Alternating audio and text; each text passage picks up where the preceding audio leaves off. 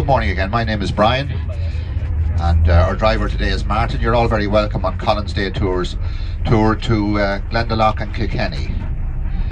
We're just setting off now here from Abbey Street. We'll be going across to Nassau Street to pick up some more people, and then on to the Burlington Hotel, where our last pickup of the morning will be, and then we'll be on our way down to Glendalough. This is Abbey Street, one of the longest streets in Dublin. So called because it was the site of an abbey way back up until the 1500s. And to our right is the Abbey Theatre, founded in 1904 at the start of the Irish Literary Revival at the Irish National Theatre. When it was founded originally in 1904, such luminaries as Sean is the Custom House, designed in the late 1700s by James Gandon, a very famous London architect. James Gandon was also the designer of quite a few other public. In the centre of the road here you'll see the Eternal Flame, and the island here, it doesn't commemorate an unknown soldier as many Eternal Flames do. It commemorates the founding of the international civil rights organisation Amnesty International.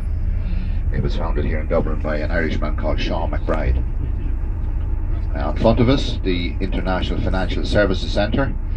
Up until about 20 years ago, that was just over to our left. You will see the latest addition to the streets, to the riverscape of Dublin, the Samuel Beckett Bridge. Quite a beautiful bridge built in the shape of a harp. And beside it you'll see a three-masted schooner, which is a replica of a ship which took Irish. And as we go under the bridge again, the railway bridge, over to your right you have the building, the tall building, which gets the prize. My prize is the ugliest building in Dublin. I don't mind admitting it, I admit our faults, and I'm pleased to note that it is about to be torn down. It's, if you examine it closely, you'll see some of the bullet holes which go back to the 1916 Rising here in Dublin.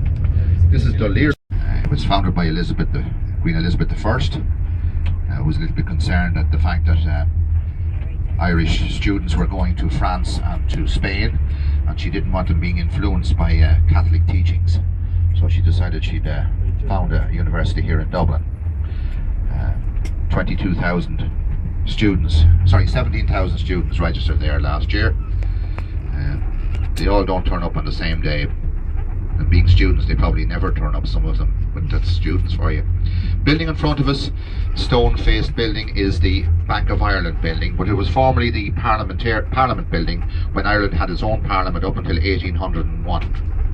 In 1801 the Parliaments of Ireland was united with that of Westminster, so we lost our sovereign Parliament in 1801. When this building was decommissioned as a Parliament, it was sold to the Bank of Ireland with one proviso, that it never be used as a Parliament building again. Just an interesting thing to note about that building is there are no windows on it if you look closely. That's a relic of the window tax in the 1600s, when property taxes were levied and the amount of tax you paid depended on the number of windows. Get rid of all your windows and you didn't pay property tax. Wonder would that work today? I doubt it somehow. Coming around now around College Green, so called because of Trinity College, we're passing by the Molly Malone statue on our right hand side. Molly Malone, great Dublin character. Dubliners are wont to sing a verse or two of the ballad Molly Malone, and that's her statue there on the right hand side. Some people think she was a lady of the night. I am assured by the historians that she wasn't. It's just that is the artist's portrayal of her that makes her look like that. Now coming into Nassau Street, so called because it's called after the Duke of Nassau. Duke of Nassau was better known in Ireland as William of Orange. So we still have relics of this street from the 1690s. The name still stands. Trinity College, of course, on our left hand side, site of the Book of Kells. Well worth the queue to get to see it. It's an 8th century illustrated manuscript, absolutely priceless, and there for all to see. Now coming coming up to our stop here in Nassau Street to collect some more of our travellers for the day. So if you'll bear with me, we'll get them all aboard and get them processed, and we'll be moving along as rapidly as we can.